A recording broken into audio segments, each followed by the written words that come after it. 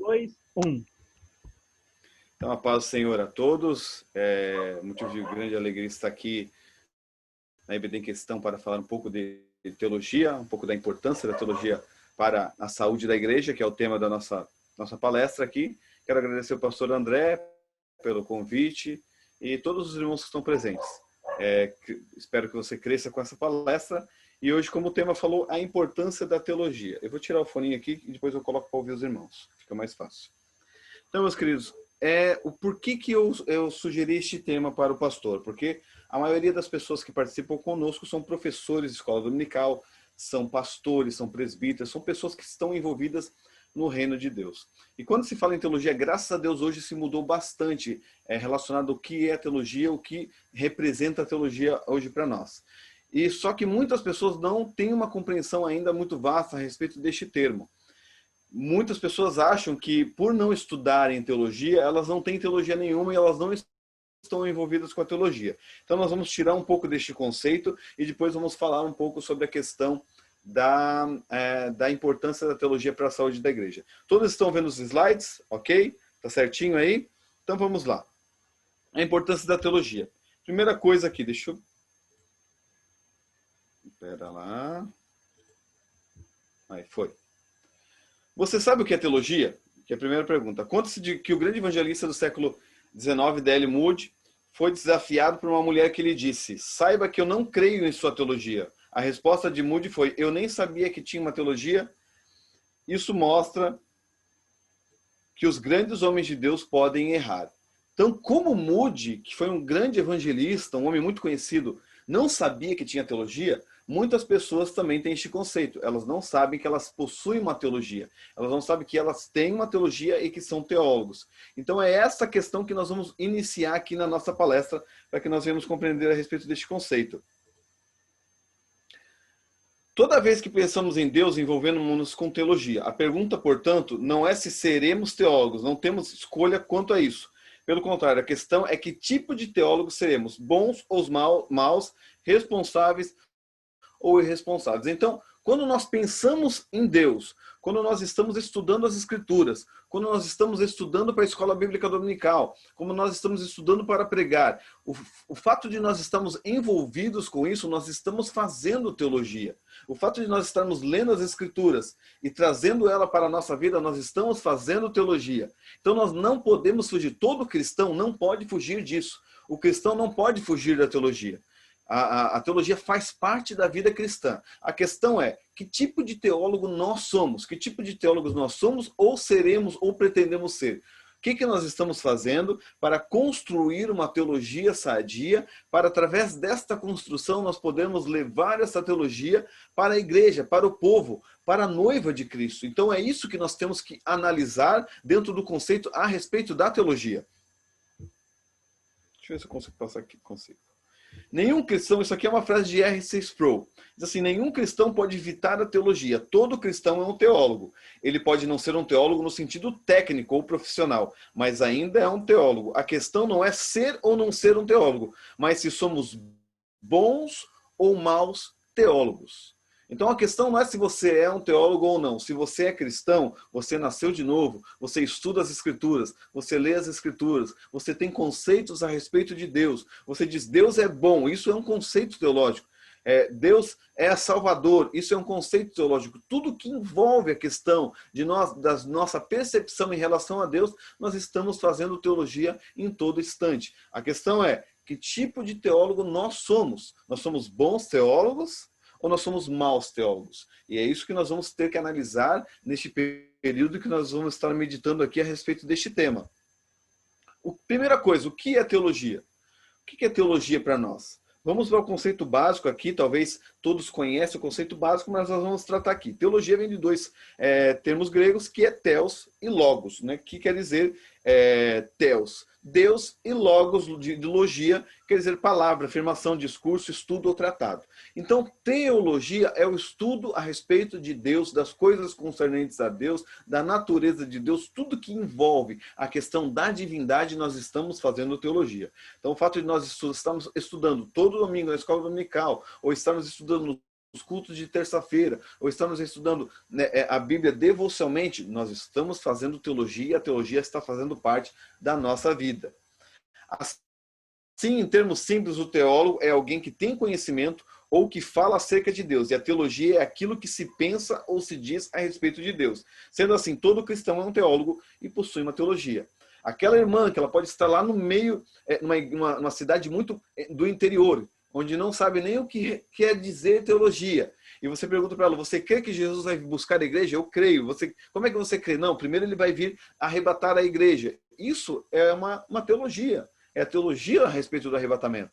Então, por mais que a pessoa não tenha conhecimento a respeito do que é teologia e conhecimento teórico, a pessoa é um teólogo. Você pode não ser um teólogo no sentido técnico, mas você é um teólogo. Você está fazendo teologia em todo instante. Então, todo cristão, a ênfase é aqui, todo cristão é um teólogo. Isso para a gente iniciar aqui sobre este tema.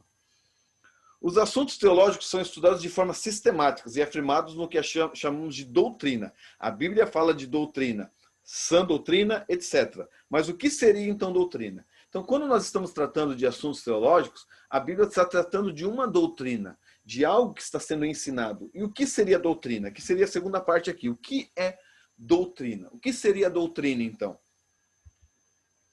Quando falamos de doutrina, o que vem na nossa mente? Pense aí, quando falarmos a doutrina da igreja, quando alguém fala da doutrina da igreja, o que as pessoas pensam?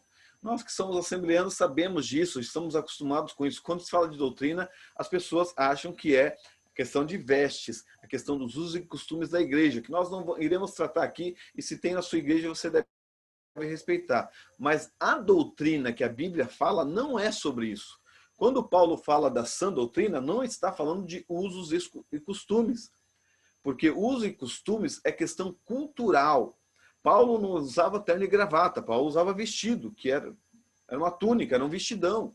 Então não está falando de parte cultural de usos e costumes, não. Doutrina é outro sentido, mas sempre quando se fala em doutrina, boa parte das igrejas cristãs pentecostais, e principalmente assembleanas, que eu creio que boa parte das pessoas que estão nos assistindo são da Assembleia de Deus, ou se é de outra denominação, talvez também tenha essa questão de uso e costumes, e não somente da parte de vestes. Toda igreja tem costumes, tem uso e costumes, independente se é mais conservador ou não, mas isso está inserido que é culturalmente. Mas a doutrina não está relacionada com isso. Quando a Bíblia fala de doutrina, não está falando de que tipo de roupa que eu visto ou como eu estou me portando, não. A doutrina está relacionada a outro assunto. A teologia, ela prepara, ela estuda conceitos a respeito de Deus, formando uma doutrina. E a doutrina não é a respeito de usos e costumes. E o que seria doutrina, então?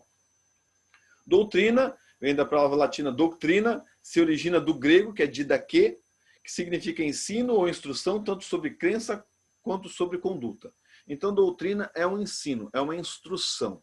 Doutrina é aquilo que as escrituras deixam para nós como um ensino, como instrução, como um ensinamento a respeito das coisas relacionadas a Deus, à divindade, ao comportamento, à piedade cristã.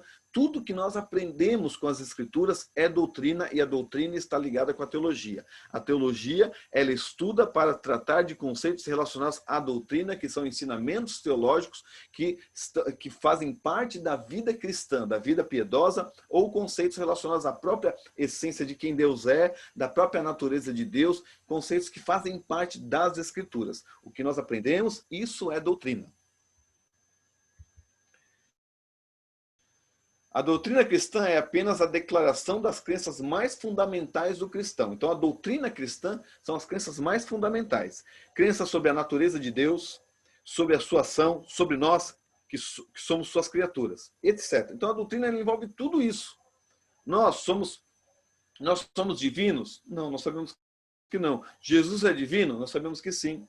Deus, ele é um só, ele é uma pessoa só? Nós sabemos que dentro da doutrina relacionada à Trindade, nós sabemos que Deus é constituído por três pessoas individuais e únicas. Então, são três pessoas num único Deus. Então, nós temos esses conceitos a respeito de doutrina. Então, a doutrina envolve toda essa parte de ensino relacionada à natureza de Deus, à criação, tudo que nós estudamos. Nós vamos estudar no próximo trimestre da Escola Bíblica Dominical a respeito do livro de Jó, dos conceitos relacionados ao livro de Jó, que seria uma doutrina relacionada ao sofrimento humano. Isso também faz parte da doutrina.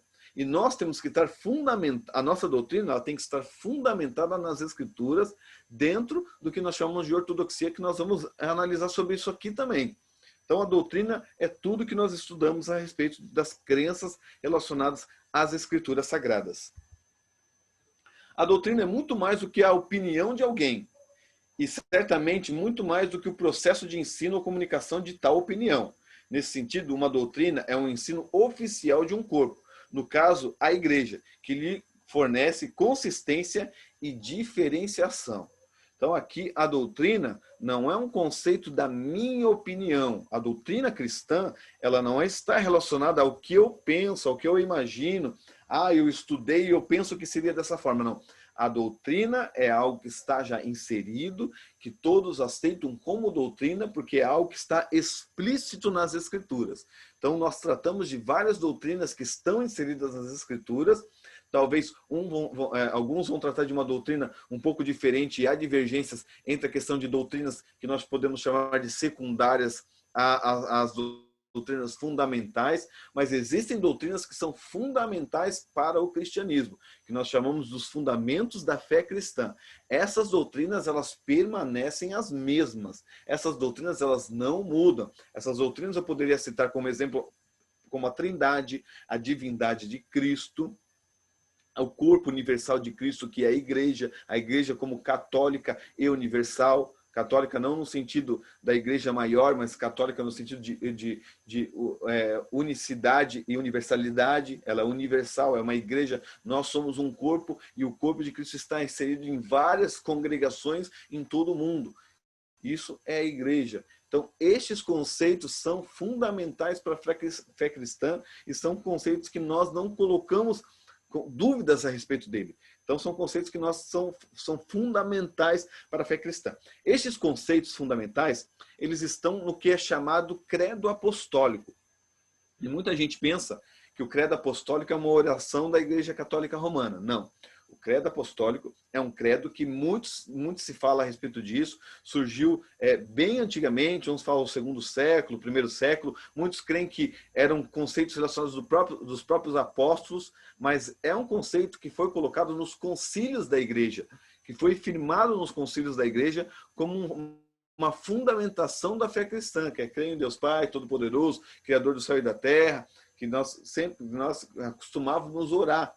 E esse conceito é muito importante você conhecer ele. Tem livros que comentam a respeito do credo apostólico, que é interessante você ler para ter um crescimento um pouco mais fundamentado na fé, naquilo que é fundamento da fé cristã.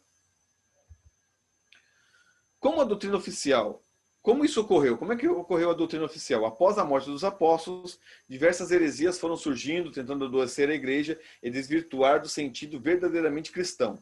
Teorias como a de Ário, que negava a divindade de Cristo, e a de Marcião, que fazia diferença do Deus do Antigo Testamento para o Deus do Novo Testamento, muitos teólogos foram levantados para combater e inserir o remédio saudável da sã doutrina na igreja e permanecer dentro da ortodoxia.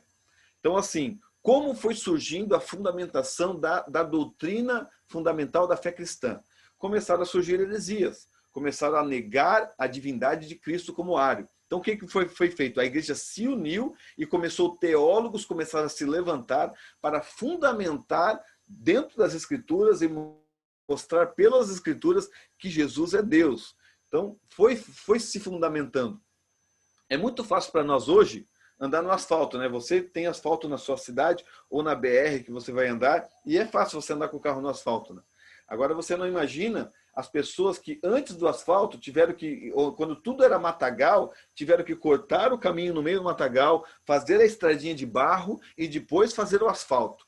Os primeiros teólogos, eles começaram a cortar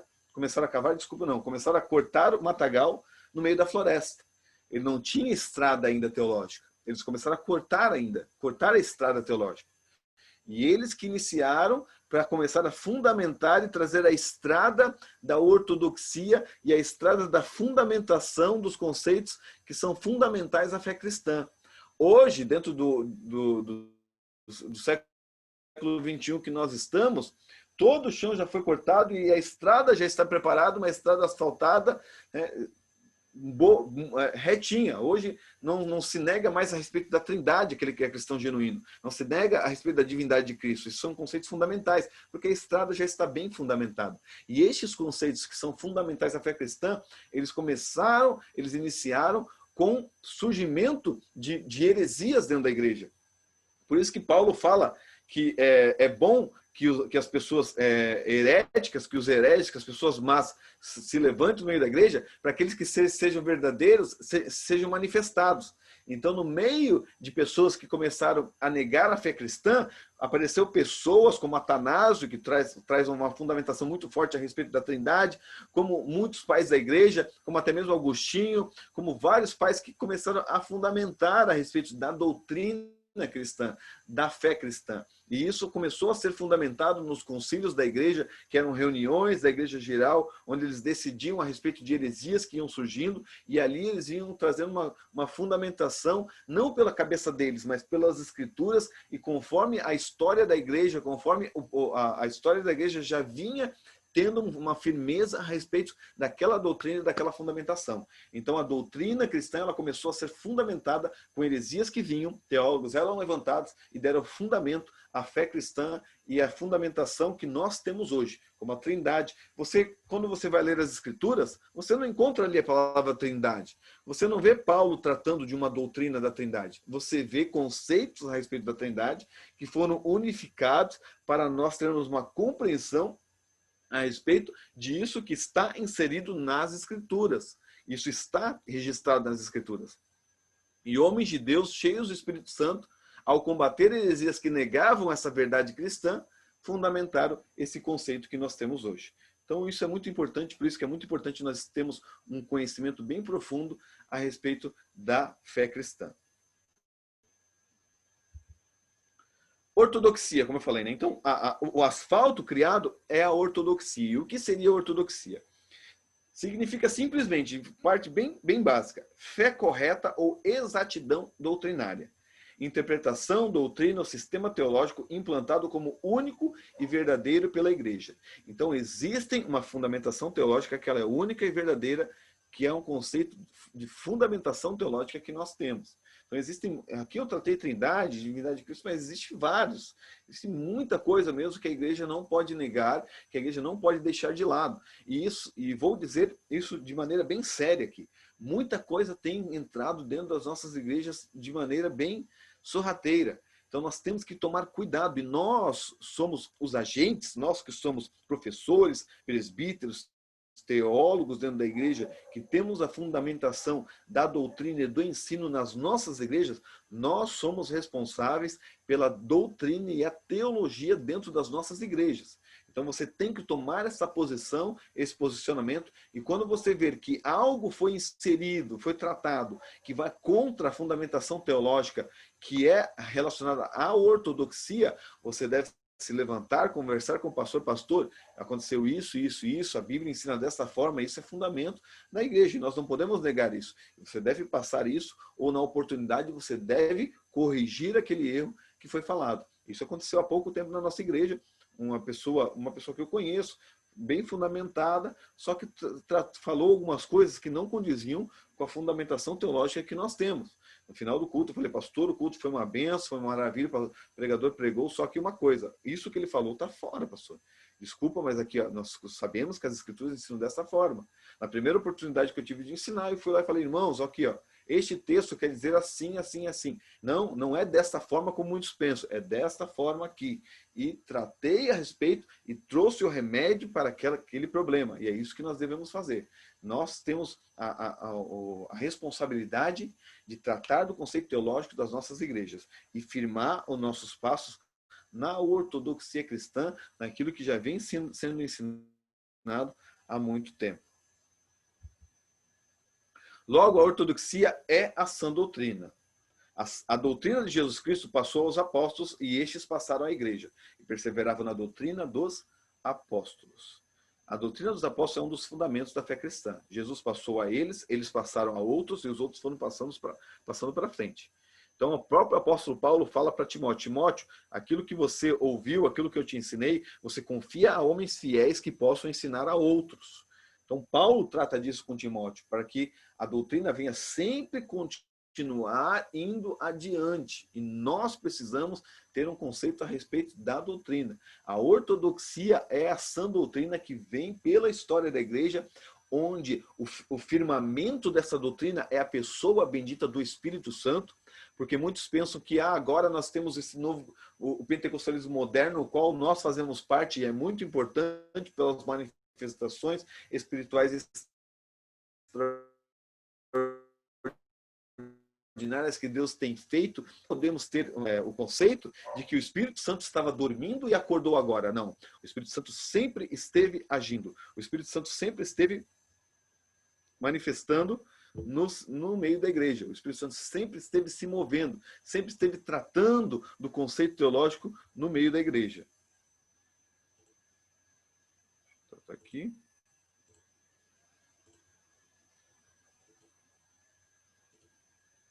Vamos lá. O que as escrituras dizem?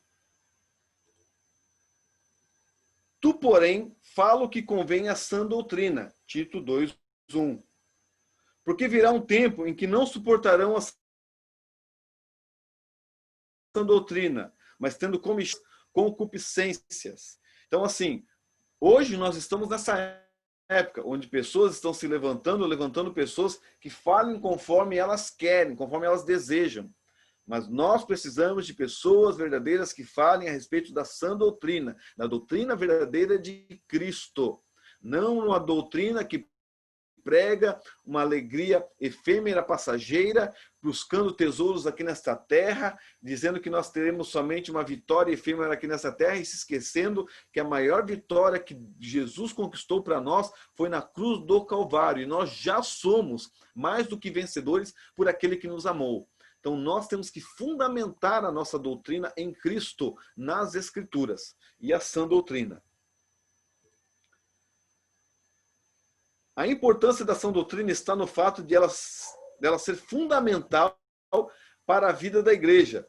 Do termo grego traduzido por sã, deriva a palavra higiênico, que se refere a condições ou práticas que contribuem para a preservação da saúde.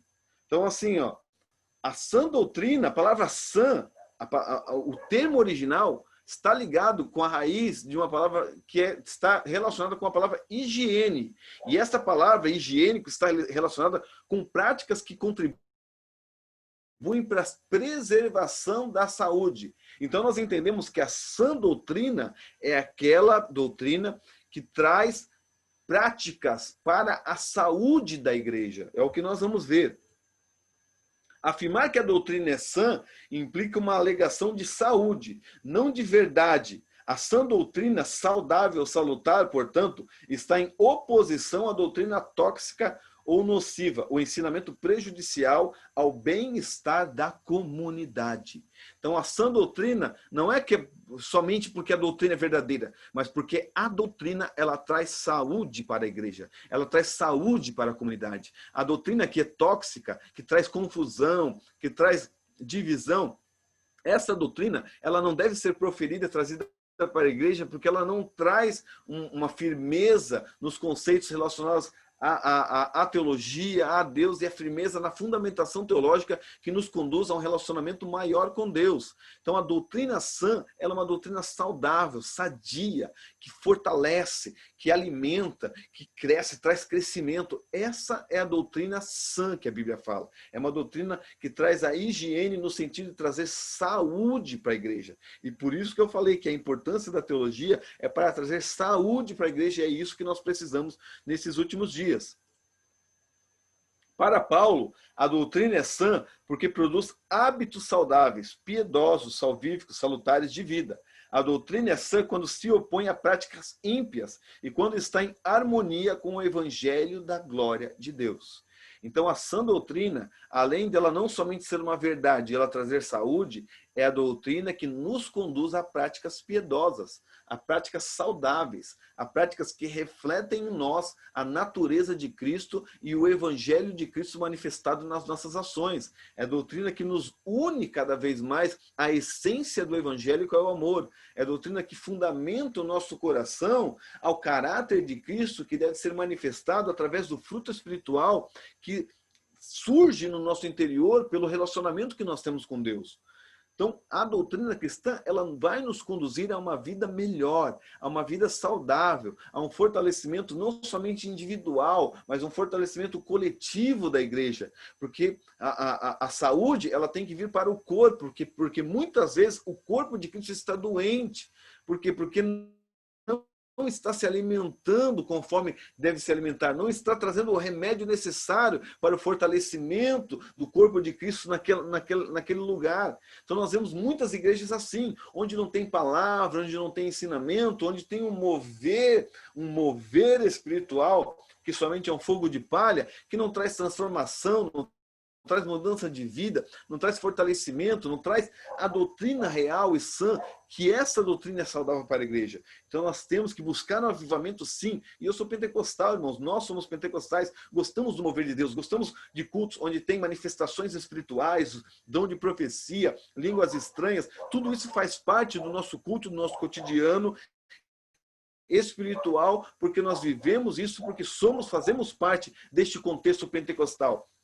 Porém, tem que colocar na balança, no mesmo nível, o mover de Deus e as Escrituras, porque o mover de Deus vem através da manifestação das Escrituras.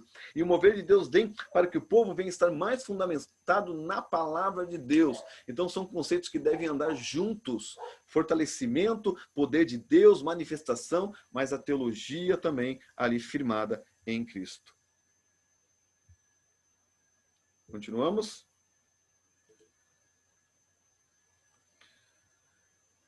Se a gente viu, nós vimos até agora o que é teologia, o que é doutrina. Então agora nós vamos tratar. Se nós vimos o que é doutrina e o que é teologia, então o que seria o teólogo? O que é o teólogo?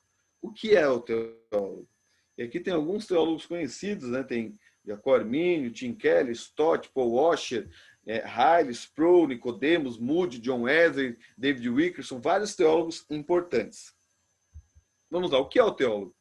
Teólogos, dentro do conceito que nós estamos trazendo de saúde para a igreja, teólogos são médicos que cuidam do corpo de Cristo, administrando remédios doutrinários, quer para curar o corpo, quer para que ele se desenvolva, como no caso das vitaminas. Então, os teólogos é aqueles que levam o remédio e as vitaminas para a igreja.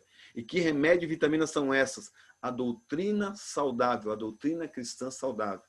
Então, nós, como teólogos, nós temos a responsabilidade de, como médicos espirituais, e eu não digo médicos espirituais no sentido de você cuidar de uma pessoa, que isso é importante, muito importante. Eu falo de médicos espirituais no sentido coletivo, de levarmos ao corpo de Cristo os remédios necessários doutrinários para fortalecimento, para a saúde do corpo de Cristo, para que o coletivo, a igreja do Senhor naquela localidade, seja uma igreja saudável, seja uma igreja fortalecida, seja uma igreja que, quando algum pregador se usar, talvez sem conhecimento, mas ou com conhecimento, trazer alguma doutrina contrária às Escrituras, a igreja não é abalada, porque ela está fundamentada, ela é uma igreja saudável, nada para ela, porque ela tem saúde, ela tem vigor, por causa das doutrinas, por causa do remédio, por causa das vitaminas que estão inseridas dentro daqueles médicos que levam o necessário para a igreja estar fortalecida no Senhor. O teólogo é um médico que administra doses saudáveis de doutrina no corpo de Cristo. Isso aqui é extraordinário. Então, o teólogo é aquele médico que você vai dar a receita necessária para que a igreja venha a ser fortalecida. Mas o médico só dá a receita. Nós, como teólogos, nós damos a receita, não somente a receita, mas nós damos o remédio necessário para a igreja tomar esse remédio, estar fortalecida contra os ventos de doutrinas que vêm, contra as heresias que vêm. Então, temos essa responsabilidade. O lugar da doutrina. Qual que é o lugar da doutrina de Cristo? A doutrina, o corpo de Cristo. Então a doutrina ela é inserida no corpo. Por que isso é importante? Porque nós não devemos, nós somos no meu escritório onde eu estudo aqui, nós não devemos ser teólogos de gabinete. Somente fazemos conceitos teológicos aqui estudando. Não. Nós temos que ter, o teólogo, ele tem que ter cheiro de ovelha, ele também não é só o pastor. O teólogo tem que ter cheiro de ovelha. O teólogo tem que estar no meio do povo de Deus. O teólogo ele tem que ser público. Hoje se trata muito disso, da teologia pública. E o teólogo tem que ser um teólogo público. O que é o teólogo público? O teólogo que está envolvido no meio da sua comunidade. O teólogo que está sendo usado no meio da sua comunidade. O teólogo que está levando a doutrina necessária e os conceitos fundamentais da fé cristã à comunidade como um remédio que fortalece a comunidade. O medicamento que continua guardado não é útil para ninguém. Seu poder de cura é liberado somente quando o corpo o ingere e o absorve. O remédio que está na prateleira ele só vai fazer efeito se ele for ser colocado dentro do corpo. Então não basta nós termos um conhecimento a respeito das doutrinas, se essa doutrina não é levada ao corpo.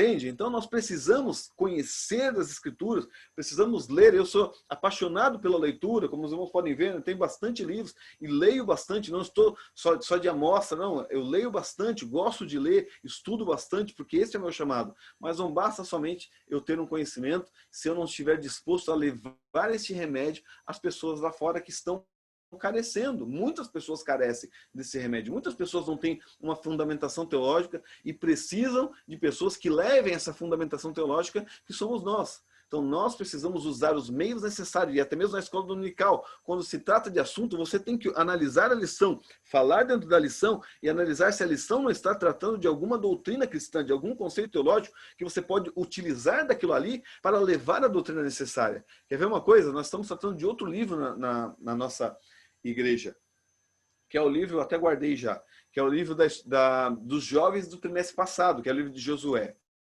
E teve uma questão que foi falada sobre a respeito do pecado, como nós devemos tratar o pecado. E isso é o quê? É uma doutrina a respeito da disciplina da igreja. O que eu fiz? Eu falei com o pastor, pastor, eu vou aproveitar esta oportunidade para tratar da doutrina da disciplina da igreja, e não da disciplina da igreja organização, não da doutrina da Assembleia de Deus, como a Assembleia de Deus administra a doutrina da disciplina cristã, não. Como o que a Bíblia fala sobre a disciplina cristã. Você já viu sobre isso? Está lá em Mateus 18. Quer ver uma coisa que a gente tem um conceito, a gente fala às vezes errado? A gente fala assim, onde estiver 2 ou 3 meu nome, ali eu estarei. E a gente trata disso como se, quando estivesse poucas pessoas, mas tivesse 2 ou 3, Jesus estará no meio de nós. Né? Como se a presença dele precisasse de 2 pessoas. Quer dizer que quando eu estou orando sozinho no quarto, Jesus não está comigo? Então alguma coisa tem no texto que eu não percebi. Este texto que diz, onde tiver 2 ou 3, ali eu estarei, está falando da doutrina da disciplina cristã. Ali está falando assim, olha, quando alguém pecar contra ti, você vai e tenta se consertar com ele. Se ele não se arrepender, você vai, chama testemunhas e tenta se consertar com ele. Se ele não se arrepender ainda, leva à igreja e tenta se consertar. Se ele não se arrepender, trata ele como pecador e publicano. Daí Jesus fala, por quê? Porque tudo aquilo que você ligar na terra será ligado no céu. Tudo aquilo que você desligar será desligado no céu. Por quê? Porque onde estiver 2 ou 3 em meu nome, ali eu estarei. Quem Jesus está dizendo? Onde tiver 2 ou 3 decidindo a respeito disso, eu estarei no meio deles, confirmando o que eles estão decidindo. Que está falando da disciplina cristã. Veja a importância. E esse conceito, muitas pessoas não sabem. São disciplinas que nós precisamos usar a oportunidade para tratar. Existem livros que tratam de maneira muito mais profunda a respeito disso, que seria interessante você ler, para tratar dessa questão da disciplina ou outras doutrinas. Então, quando você vê que está falando disso, aproveite.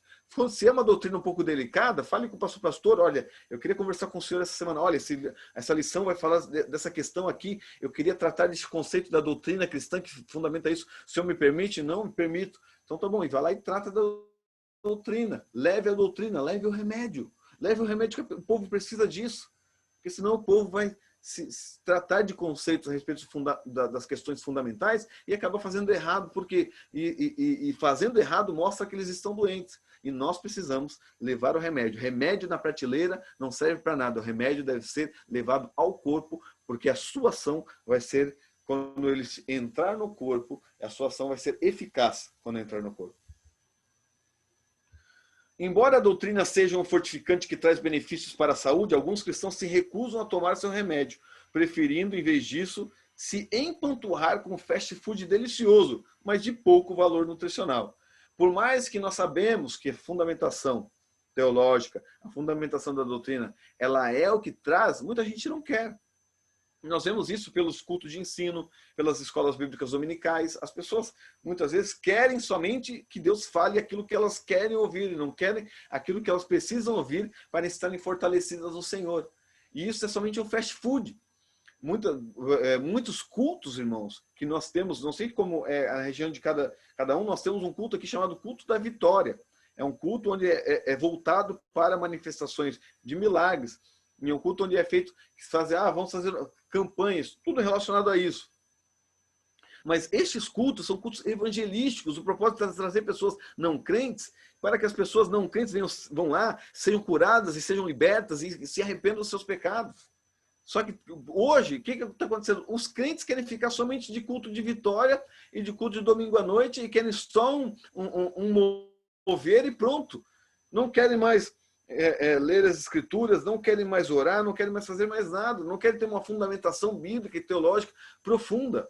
Hoje, irmãos, nós passamos um cristianismo onde os evangélicos dominam o Brasil, tem 30 milhões de evangélicos no Brasil, mas e daí? Do que isso vai fazer diferença? Se nós não temos profundidade teológica, não sabemos quais são as questões fundamentais da fé cristã, não sabemos tratar dessas coisas. Eu estava até conversando com um irmão há tempos atrás, eu fui conversar com uma pessoa que era o segundo pastor da igreja a respeito de Davi. Meu Deus, gente, Davi. E ele não conhecia a história de Davi. Eu falei, meu Deus, gente, aonde nós estamos? Era o segundo pastor da igreja, eu não sabia nem a história de Davi. Isso só é uma pontinha de que nós vemos de como está a questão cultural, teológica, bíblica da nossa igreja. Nós precisamos nos aprofundar mais, nós precisamos mergulhar mais. Temos que parar de criar fast food. Pregadores que, se estiverem me ouvindo, parem de ficar buscando pregações na internet, vão orar, vão estudar a Bíblia, vão estudar as Escrituras, pegar dicionários, comentários, enciclopédias, vai fazer a sua pregação, deixa Deus dar para você a pregação, que ela é muito mais viva quando ela vem do seu interior e faz parte da sua vida. Nós estamos acostumados com fast food, somente pregaçõezinhas que massageiam o nosso ego. Nós precisamos mergulhar na teologia, nas escrituras. E precisamos levar esse conceito de feijão com arroz para o povo que está faminto de ouvir palavras, ensinos profundos a respeito das escrituras. Nas mãos de um pastor teólogo competente, o sermão é a cirurgia salvadora de Cristo. A proclamação da palavra de Deus, o bisturi do Espírito, corta a carne viva da cultura, expondo as juntas e medulas, os ídolos e as ideologias que ameaçam infectar o corpo da igreja. Isso aqui é profundo demais. Depois vai estar a bibliografia de onde eu tirei essas frases. Isso aqui é profundo demais. É que ele diz o pastor teólogo porque é um conceito de que o pastor deve ser teólogo também, conforme Efésios capítulo 4, versículo 11. Mas nós cremos que pastor e mestre eles são separados. Independente disso, se nós tratarmos que nas mãos de um pastor ou nas mãos de um teólogo competente, o sermão, o ensino é a cirurgia salvadora de Cristo. A proclamação da palavra é o bisturi do Espírito Santo que vai cortando a carne, vai expondo a cultura mundana e vai tirando a sujeira da cultura mundana para que infecta a igreja e vai tratando, limpando aquela cultura, limpando as coisas que não convêm e trazendo saúde para esse corpo. É isso que nós fazemos, nós vamos lá com a palavra e vamos cortando. A palavra não corta, ela vai cortando. A palavra não é a espada do Espírito, então o Espírito Santo é o bisturi, vai cortando a carne. Abre a carne do corpo, tira o que não presta, tira aquele câncer muitas vezes, tira aquela doença que está ali infectando o corpo de Cristo e vai trazendo saúde para a igreja. É isso que nós precisamos. Se a vida está no sangue, ensinar a palavra de Deus é a transfusão do sangue de Cristo para a corrente sanguínea da igreja. A vida está no sangue. Nós temos a responsabilidade na pregação, através da manifestação do Espírito. O sangue de Cristo vai limpando e purificando pela pregação da palavra. Então nós precisamos trazer este conceito de limpeza, de saúde para a igreja, de responsabilidade de nós como pregadores, ensinadores, pastores, presbíteros. Então nós temos que fazer essa responsabilidade, missionários, o que você faz na igreja? Líder de departamento, você é um pequeno pastor dentro de um departamento, você está cuidando de vidas. Então tudo isso são conceitos que nós devemos trazer. Então nós devemos tratar da igreja como um corpo que nós temos o remédio necessário para trazer cada vez mais saúde para a igreja. Conclusão agora, irmãos. Eu não sei quanto tempo eu estou falando. Pouco tempo, não tem problema. Para que serve a teologia, então? Vamos encerrar aqui. Para que serve a teologia? Para aplicarmos a sã doutrina e promovermos a saúde da igreja. Sem teologia, a igreja está passiva de surgimento de várias doenças que promovem discípulos raquíticos e fracos. Sem a teologia, uma teologia sadia, uma doutrina sadia dos conceitos fundamentais da fé cristã, a igreja perece. É uma igreja fraca. Qualquer vento de doutrina derruba. Qualquer pessoa que venha traz um movimentozinho lá, bate no púlpito, começa a falar em língua estranha, entrega a profecia e começa a trazer um monte de heresia e as pessoas olham, esse é um homem de Deus. Por quê? Porque não tem firmeza nos conceitos fundamentais da fé cristã. É iludido por movimento. Nós não podemos, nós cremos em manifestação, irmãos. Não estou falando contra essas coisas, pelo amor de Deus. Não me entenda errado. Mas nós temos que ser pessoas racionais também e tratar de questões que a Bíblia mostra como questões fundamentais para a nossa vida espiritual e para a vida espiritual da igreja. E nós somos responsáveis por isso.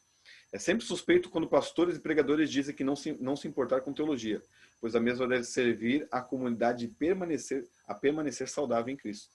Quando o pastor fala, não, essa coisa de teologia não precisa. Isso é triste e é preocupante. Porque, como eu falei, se o pastor não está se preocupando com isso, ele não está fundamentando a sua teologia, ele é um mau teólogo. Ele está trazendo uma teologia fraca, uma teologia talvez que não está trazendo o remédio necessário para o fortalecimento da igreja. Então nós temos que tomar cuidado com isso. Nós precisamos levar a doutrina saudável para a igreja. Todos somos teólogos. Isso aqui para finalizar. Todos somos teólogos. Agora cabe saber se somos médicos que administram bem os remédios doutrinários ou somos aqueles que trazem veneno para o corpo. Que tipo de médico nós somos? Todos nós somos teólogos, nós vimos aqui. Que tipo de teólogo nós somos? Que tipo de teólogo nós estamos sendo? Que tipo de teólogo nós queremos ser, queremos chegar? E o que nós estamos fazendo para chegar até isso? Há ministérios e ministérios. Existem ministérios e dons espirituais que eles vêm e a pessoa vai aperfeiçoando com o tempo. Nós estamos tratando aqui de pessoas que, uma boa parte, tem o ministério de ensino. O ministério de ensino diz, haja dedicação no ensino. Então, se nós temos um ministério de ensino, como é que nós estamos afiando a nossa ferramenta? Como é que nós estamos tratando dos remédios para levar a saúde da igreja? O que nós estamos fazendo para que o remédio venha a ser aquele remédio certo? Porque se a pessoa amputou a perna, você não pode dar um Doril para ela, para dor de cabeça. É outra coisa que tem que tratar. Se a pessoa está com câncer, não adianta dar um Anador. Cada doença, ela precisa de um remédio necessário. E como é que nós estamos estudando para saber trazer o remédio necessário para que a igreja seja cada dia curada, cada dia venha estar fortalecida? O que nós estamos fazendo para ter a fundamentação correta e levar o remédio necessário? Quer ver uma coisa? Analise. Quantos livros você leu esse ano? Quantos livros a respeito da Bíblia? Quanto você leu da Bíblia? Ler a Bíblia, irmãos, eu não preciso nem citar, todo cristão tem que ler a Bíblia. Agora, quantos livros você leu a respeito da Bíblia? Livros para trazer crescimento, fortalecimento na sua vida. Quantos livros você leu? Um livro? Pouco. Para um professor é muito pouco. 2 livros? Para um professor é muito pouco. 10 livros seria a média. 10 livros, pelo menos, por ano, que ainda é pouco, você deveria ler. Para você cada dia ter um fortalecimento, uma fundamentação teológica firme nos caminhos do Senhor. Ah, irmão, eu não leio escritos conceitos de homens. Como conceitos de homens? Homens cheios do Espírito Santo, que dedicaram a sua vida a estudar as Escrituras e tiveram o tempo necessário para escrever comentários a respeito das Escrituras e trazer coisas que às vezes nós não conseguimos enxergar dentro das Escrituras. Isso aí você não tem que reclamar, você tem que dar glória a Deus por isso. Por esses homens de Deus que Deus levantou para escrever e trazer o remédio para nós, e nós levamos esse remédio à igreja. Então fique com essa palavra. Aí no final está a bibliografia em que eu me baseei.